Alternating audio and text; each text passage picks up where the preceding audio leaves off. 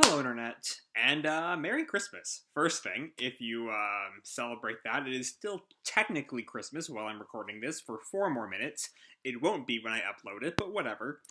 Um, and welcome to my live reaction for the Cuckoo's Fiancé, Chapter 45. When we last left our heroes, we had the baffling decision to have both Mr. Amino and Hiro start to kind of be pro Sachi shipping. Is just a really weird chapter, and I don't think it really worked on a lot of levels. Um, but yeah, the other big thing is that we see Mr. Amino explicitly deny the existence of Erika's brother, which is weird and confusing, especially given the fact that he probably left a picture. He did leave the picture at the mansion that almost certainly had Erika's brother in it. So there's a whole lot of questions about what's going on there. But the big thing that ended last chapter was Hiro inviting Nagi on another date. Hopefully completely unrelated to her thoughts about Nagi Sachi shipping at the end of 44. So all that being said, let's jump right on into the 45th foul. I want to be an adult already. And we have Hiro here, like a young Hiro, in these like really itty bitty shrine maiden robes. It's really cute. We also have a like miniature Christmas tree behind her. Various decorations that most of them are Christmas decorations.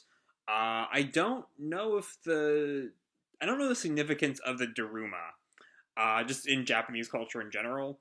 But even it has a Santa hat on, so it's all very Christmassy. As Nagi stresses over the existence of an older brother, he's suddenly invited to a date with Hiro.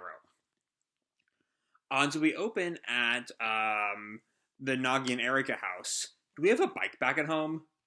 Oh, it's Nagi asking Sachi. Fun little detail here. We see that Sachi has a Shoba hair clip. I love Shoba references. Shoba is great. So I'm always happy to note that. And Sachi responds, "Mom has one she uses. I think she does anyway." And Nagi's gives like a silent thumbs up.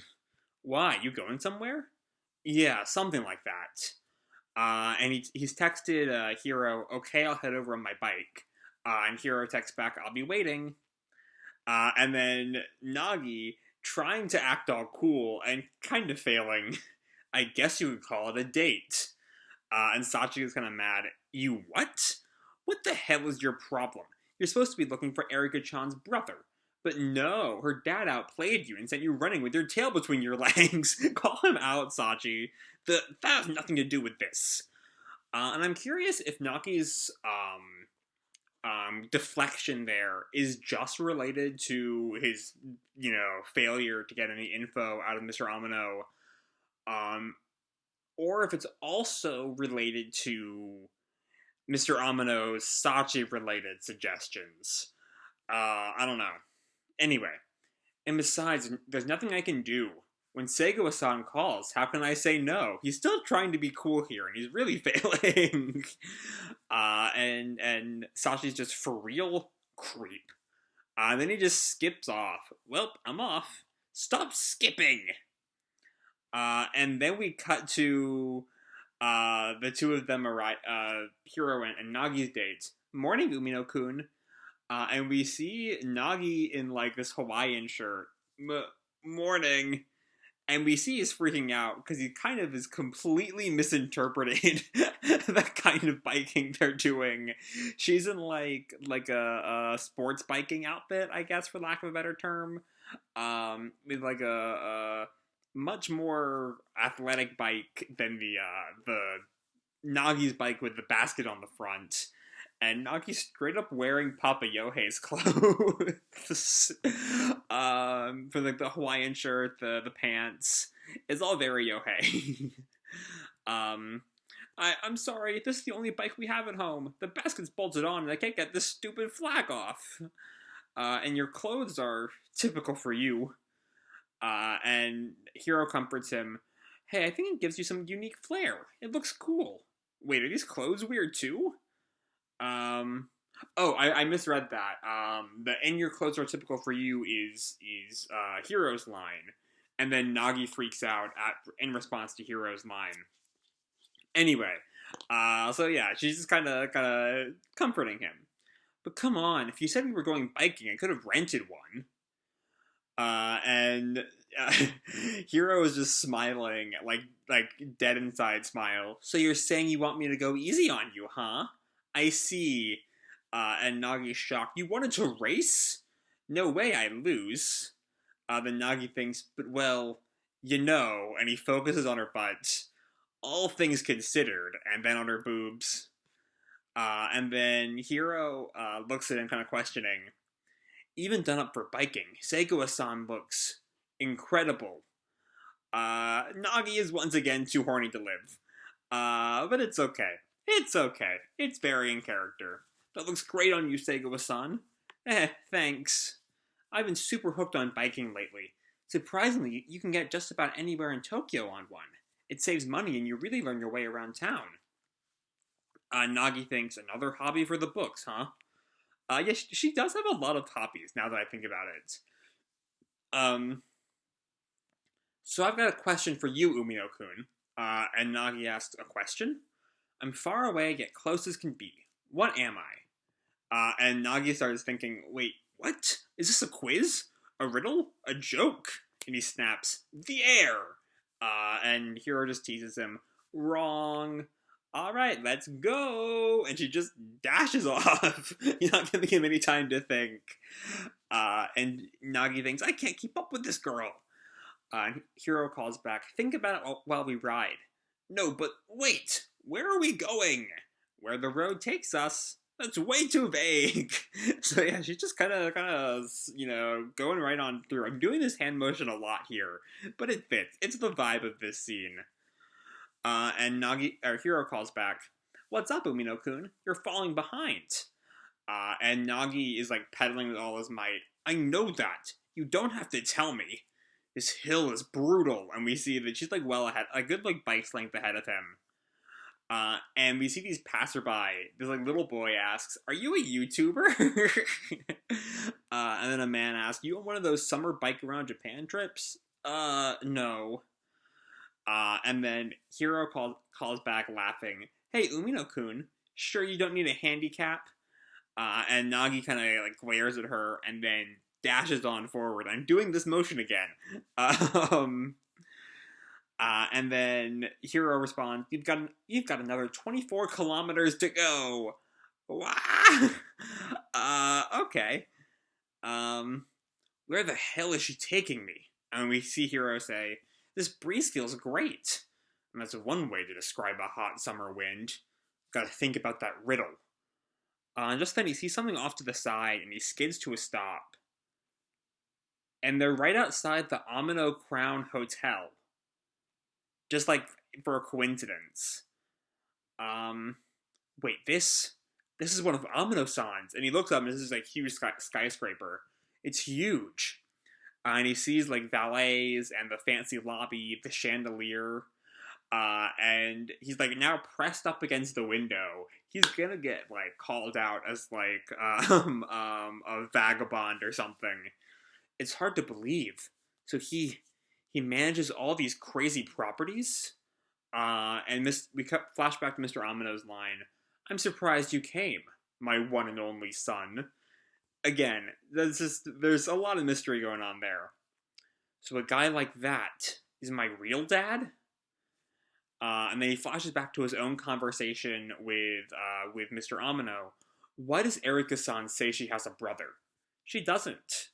A guy like that is my flesh and blood dad? He wouldn't tell me if I have a brother. He suddenly engaged me to Erika-chan, and then starts talking about me being able to marry Sachi? That's my dad? And importantly, the panel he uses here as he flashes back to Amino is the same one from Amino's "You can just marry Sachi" line. Which is telling that, like, he's matched that with marry Sachi.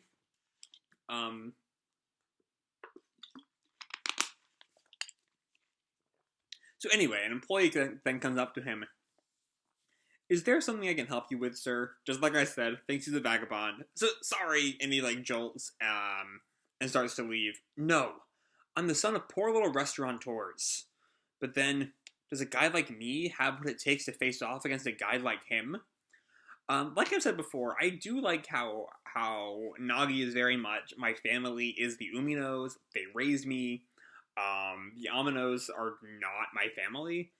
Um, which again makes the idea that he would be makes the idea of romancing Sachi even weirder because she's very much his sister. Anyway, Nagi looks around. Wait, damn, where's Seigawa-san? And Seigawa, Hiro, sorry, I usually use her first name, I mean. Hiro comes out of a nearby convenience store. Over here. It was hot, so I got some shaved ice. Look, look. And she points at her tongue, that I guess has changed to, like, blue or something from the shaved ice. Thanks to black and white, it's kind of hard to tell. But Nagi, I want to kiss her so bad. We know how Nagi is. It's red, right? Look, it's red. I guess it's red and not blue. My bad. And then we're here. Then Nagi finally comes to a stop. This must be sometime later. And he looks up. Huh? And we see they're at the ocean. We see, the vast expanse of the water. It's another one of those gorgeous Yoshikawa panels. It's just a damn good panel right there. Damn good drawing. Did you figure it out? What's far away yet close as can be? Nagi, still trying to look cool and still failing. The sea, is it not? Nope. Huh? It's family. Okay. Given Hero's scene last chapter, I'm a little nervous about this, but let's see how it goes. And Nagi is stunned. Look, Umino-kun, I figured you're feeling pretty shaken at the moment, so I invited you out today to help clear your mind. I'm shaken? He's like melting. Well, look at your face, you're literally shaking. Shake. Maybe I am. And Hiro just smiles. And in times like these, I'd like to come out to the ocean and shout. I see. And he scrunches up his face and yells, "Screw you!" And then he laughs. And we see Hiro is like stood up on the railing. I want to be an adult already! Which gives us our title line. And it's so out of left field. It stuns Nagi. And Hiro looks back at him. See? I'm curious, is that going to tie into her fiance? Because the question of Hiro's fiance has not really been focused on since like the single digit chapters, if I recall correctly. Anyway, she looks back at him. See? Seigawa-san, you're not... and then she steps back down. Oh no, I didn't mean anything like that. Like what? And then all of a sudden he starts blushing. Wait, huh? Let's head back. Already? Yeah, of course. You seem to be feeling better, so... Oh no, I mean... and then Hiro presses him. If you want to talk about something else, just say it. Whenever you feel shaken again, I'll be there for you. And we see... it's easy to see from Nagi's perspective how he could, how Nagi would fall for her. Interestingly, too, also, I don't know if you could see this in any earlier oh, no, you definitely could. Never mind. I thought it was just all of a sudden thing. Her zipper is low enough that you can, like, see her bra. But it has been there at least since they got to the beach. Maybe earlier. Anyway, I thought that was something new that I don't know, showing her exhaustion, I guess, that she's kind of lowered her zipper. I don't know. Anyway, you got it. Right. And he thinks to himself as they're biking back. This is about dating Seigawa-san too. I've got to keep fighting. And Hiro, let's race back. Again? Hiro's helped Nagi relax in both mind and body. Next time, shopping with Sachi like common folk. Okay. So, let's pick apart this chapter. let's save the hotel scene for last, and let's just focus on the hero scenes at first. And it's some fun comedy.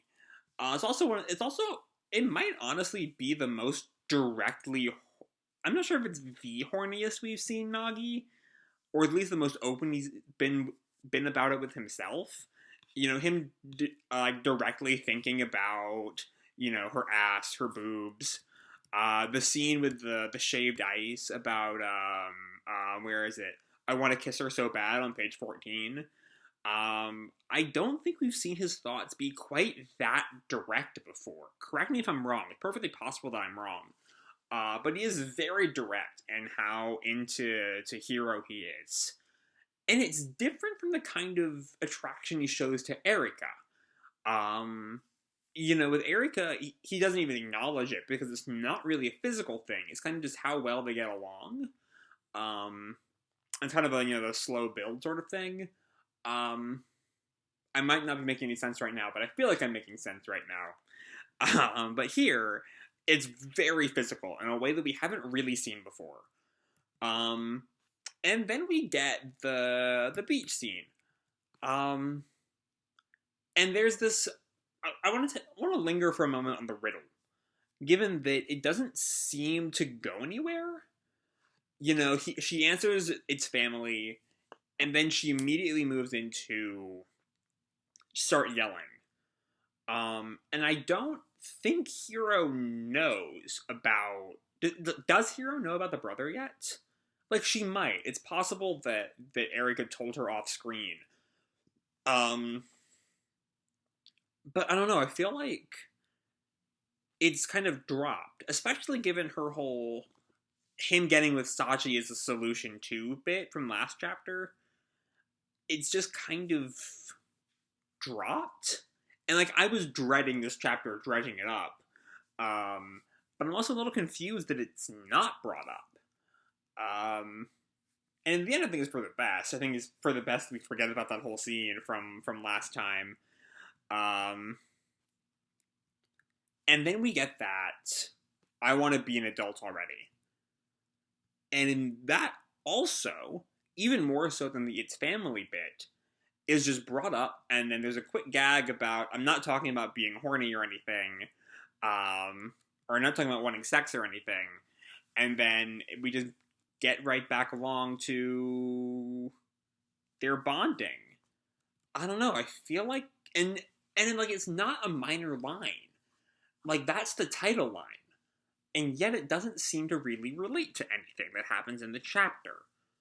So perhaps we are starting to move towards Hiro's fiance. I would say this might be the start of a Hiro arc, but we already know next time shopping with Sachi like common folk, and given the latest Sachi developments, I'm a little nervous on that. Hopefully it won't really be another 44. But yeah, it's kind of it for the Hiro things. Lastly, let's talk about the hotel. And honestly, I thought I had more to say about it, but it really is just kind of a reiteration of 44 as I look over those 3 pages again. There isn't really a lot here. It's just kind of Nagi rethinking just how fucking weird Mr. Amino is. And honestly, he really is. What is his endgame? What does he want? Even ignoring the incestuous concept of Nagi Sachi, his whole thing is he set up this whole engagement to Erika. He sets up the picture that presumably has Erika's brother, then he denies the existence of the brother, and tries to get Nagi to think about marrying Sachi? What does he want? What is his endgame? Does he have goals? I mean, he's a character that if he's not handled well, that if we don't get clear explanations for everything, he's just kind of there to make things more complicated unnaturally. So I'm hoping that there is a strong, well thought out plan in place as to what exactly his whole deal is. But yeah, beyond that, the stuff with Hiro was fun. And honestly, like I'm Team Erica ride or die, as I made clear over the past 40 something videos. But I do love the kind of rapport Nagi and Hiro get going. And I hope we get more of them going for. I mean, of course we will. They're, she's one of the two main love interests. Um, so yeah, I'm trying to think if there's anything else to say before I sign off. No, I think that's it. That's all I have to say for this video. Hope you all enjoyed the chapter and the video itself. If you did, feel free to drop me a like or subscribe, or, do whatever makes you happy, And remember, your life is your own, okay? Bye!